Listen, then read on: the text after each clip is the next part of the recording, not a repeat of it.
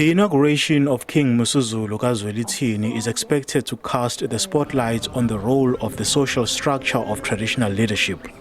In the rural areas of provinces such as Kwa Zulu-Natal, the Eastern Cape and Limpopo, many residents live under areas governed by traditional leaders. And this has been the case for generations. Traditional leadership regulates social interaction and maintains order. It's a way of life for many people in rural areas. Traditional leadership is recognized in the South African law, but it's also come under pressure as fewer people value culture and tradition and many move to the cities. One cultural expert believes that the institution of traditional leadership has to have more say in helping shape the legislation under which they are governed. We have a new act, the Traditional and Cohesion Leadership Act, which recognizes them, but their powers are limited to their jurisdiction. They cannot have powers beyond their jurisdiction. And somehow the legislative authority undermines the authority of the traditional leaders.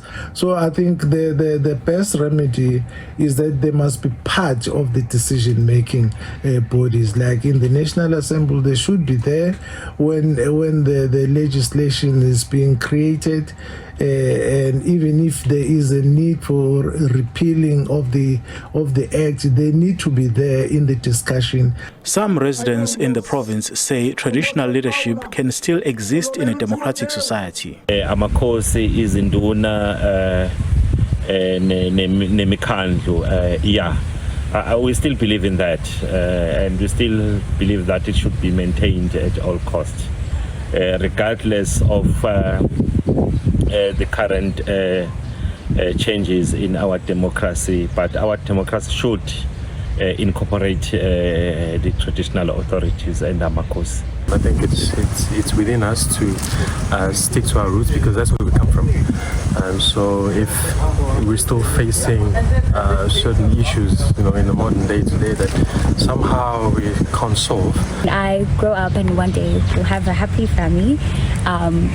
I would also teach them and let them feel very comfortable and not, feel insecure about their traditions. Many feel traditional leaders can play a role in addressing crime, drug abuse, which they say are on the increase in rural areas. Simpiwe Makanya, SABC News.